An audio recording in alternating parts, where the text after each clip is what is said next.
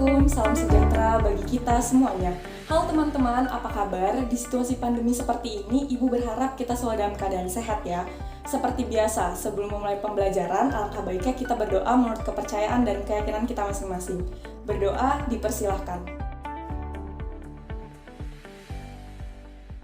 Berdoa selesai. Kembali lagi bersama Ibu Rizky Ayu Adinda Hairunisa selaku guru bimbingan dan konseling. Pada pertemuan kali ini kita akan membahas tentang coping stress akademik. Apa sih coping stress akademik itu? Nah, sebelum kita belajar tentang itu, mari kita simak video berikut yuk. Pemirsa, pemerintah telah berupaya untuk mencegah penyebaran COVID-19 dengan melakukan pembatasan sosial berskala besar serta larangan mudik bagi masyarakat.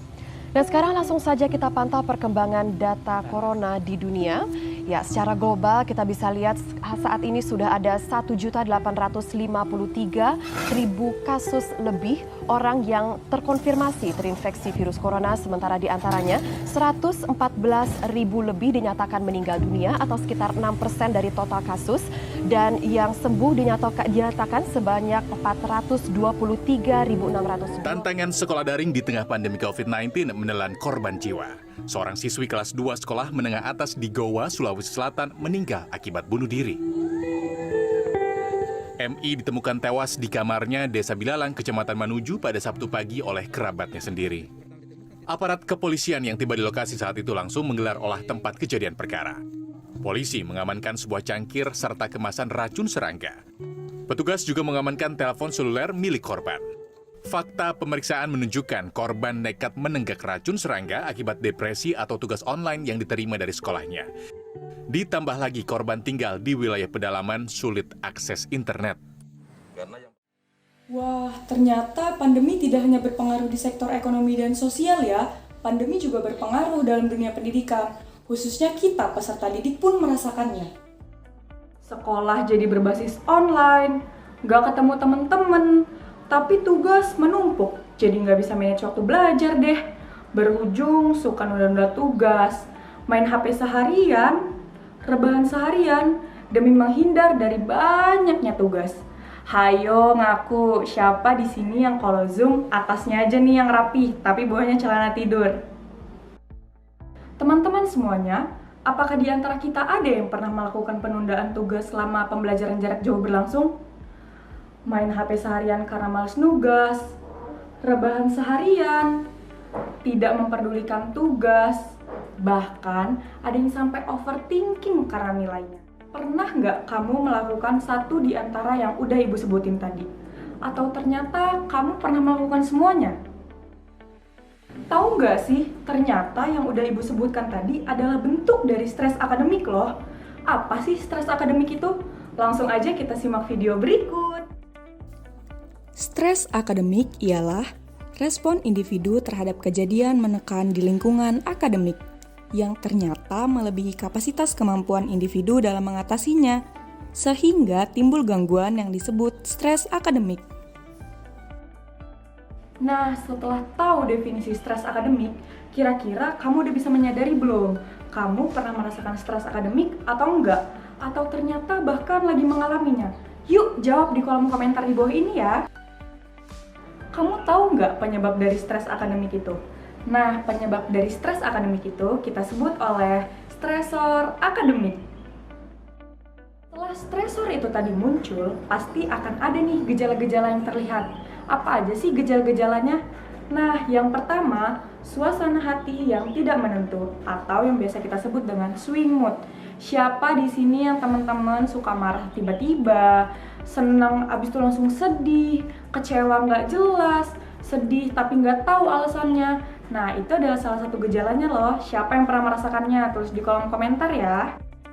Gejala yang terlihat selanjutnya yaitu kerap menunda pekerjaan belajar atau biasa kita sebut dengan prokrastinasi. Ternyata teman-teman, prokrastinasi atau menunda pekerjaan itu adalah bentuk dari sinyal diri kita yang menandakan bahwa kita lagi stres akademik loh. Nah, siapa nih teman-teman yang pernah merasakannya? Tulis di kolom komentar ya. Yang selanjutnya ada cemas akan nilai yang akan datang. Nah, maksudnya apa sih? Overthinking tentang nilai kita sendiri ternyata itu adalah gejala dari stres akademik. Buat teman-teman yang masih mikirin, kira-kira nilainya bakal bagus nggak ya? Kira-kira nilainya jelek nggak ya? Ternyata itu adalah gejala stres akademik loh.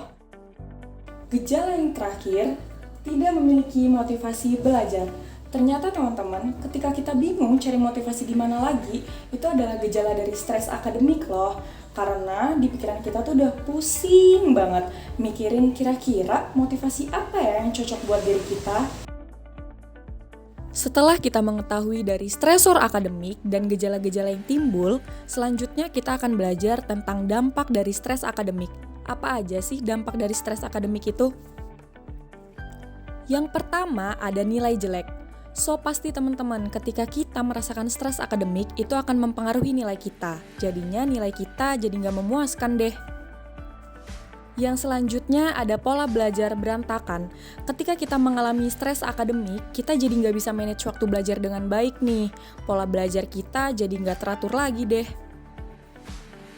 Yang ketiga ada dampak fisik. Ternyata stres akademik ini mempengaruhi dampak fisik juga loh, yang dimana biasanya kita akan merasakan pusing, lesu, lemes, bingung nih mau ngerjain aktivitas apa karena kita nggak punya semangat. Yang selanjutnya ada malas. Dari yang pusing tadi, lemes tadi, lesu tadi, pasti akan menggiring kita untuk jadi males nih ngapa-ngapain karena berhubung kita lagi stres akademik juga. Yang terakhir dampaknya yaitu depresi. Teman-teman, ketika stres akademik ini dirasakan secara berlebihan dan tidak dikendalikan dengan baik, maka fatalnya akan menuju kematian. Nah, setelah kita tahu nih bahwa kita ternyata pernah merasakan atau ternyata lagi mengalami, kira-kira langkah seperti apa sih yang tepat untuk mengendalikan stres akademik itu? Langsung aja kita simak ya. Yang pertama ada manajemen waktu. Ternyata teman-teman, manajemen waktu belajar itu penting loh. Contohnya menentukan skala prioritas pengerjaan tugas. Kira-kira tugas mana nih yang bakal dikumpul duluan? Berarti tugas itu yang akan kita kerjakan lebih dahulu. Begitupun seterusnya. Yang selanjutnya menciptakan suasana belajar yang nyaman. Teman-teman, pastinya kita memiliki suasana belajar yang akan membuat kita nyaman, berbeda-beda nih. Ada yang suka di keramaian, ada juga yang di keheningan. Jadi, suasana belajar ini harus menyesuaikan diri kita masing-masing ya. Yang ketiga, ada relaksasi. Apa sih maksudnya dari relaksasi ini? Kita sebagai manusia ternyata butuh loh untuk rileks. Apa sih caranya? Ada yang rileksnya dengan cara olahraga, ada juga dengan tidur, ada juga nonton TV. Jadi harus disesuaikan dengan kebutuhan dan kesukaannya masing-masing ya. Cara yang terakhir yaitu healing.